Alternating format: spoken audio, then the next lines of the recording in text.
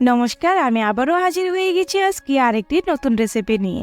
শীতকাল মানেই তো নানা রকম সবজি আর মাছের মেলা।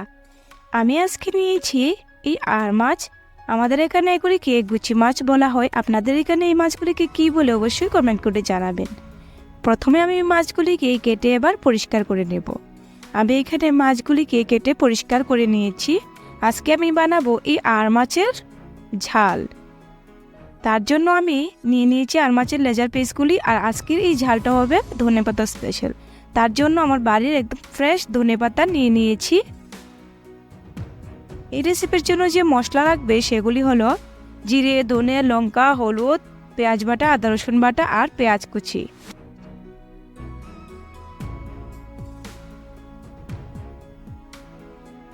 আর লাগবে লবণ। এবার প্রথমে আমি এই আর মাছের লেজার পিসগুলিকে একটু নুন হলুদ মাখিয়ে নেব।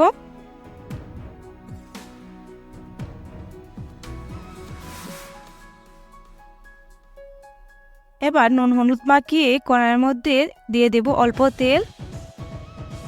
তেলটা এবার গরম হয়ে গেলে এবার একটি একটি করে মাছের পিসগুলি ছেড়ে দেব।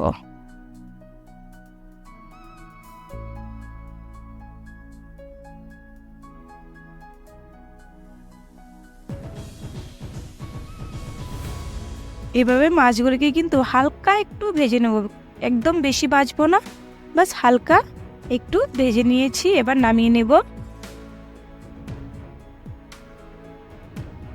এবার সেই কড়াইয়ের মধ্যে দিয়ে দেব তেল।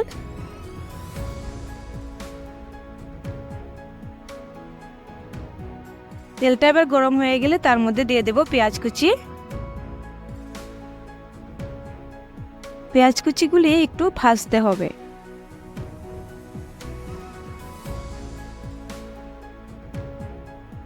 এভাবে কিন্তু হালকা একটু ভাজা হয়ে গেছে। এবার তার মধ্যে দিয়ে দেব পেঁয়াজ বাটা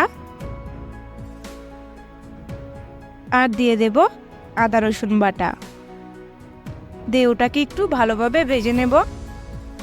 ভেজে নেওয়া হয়ে গেলে হলুদ, লঙ্কা, জিরে, ধনে তার উপর একটু জল দিয়ে এবার কড়াইয়ের মধ্যে ঢেলে দিয়েছি। এবার মশলাটাকে ভালোভাবে একটু কষিয়ে নেব। মশলাটা কিন্তু কষানো হয়ে গেছে। এবার মাছগুলিকে দিয়ে দেব। দিয়ে মাছগুলিকে 1-2 মিনিট এই অবস্থাতেই নাড়াচাড়া করতে হবে। করে নিলে এবার তার মধ্যে দিয়ে দেব জল। জলটা পরিমাণ মতো দেব, যার যতটুকু ইচ্ছা ততটুকু দেবেন। এভাবে জল দিয়ে দিয়েছি। তার মধ্যে এবার দিয়ে দেব পরিমাণ মতো লবণ। এবার 5 মিনিটের মতো ফুটে গেলে এবার তার মধ্যে দিয়ে দেব ধনেপাতা। ধনেপাতা দিয়ে আবারও 2-3 মিনিট এভাবেই ফুটে গেলেই কিন্তু রেডি হয়ে যাবে আজকে আমার এই রেসিপি আর মাছের ঝাল। এভাবে নতুন নতুন রেসিপি পাওয়ার জন্য যারা আমার চ্যানেলটা প্রথমবার দেখছেন তারা অবশ্যই আমার চ্যানেলটাকে সাবস্ক্রাইব করবেন, আর ভালো লাগলে লাইক, কমেন্ট অ্যান্ড শেয়ার করে দেবেন। ধন্যবাদ।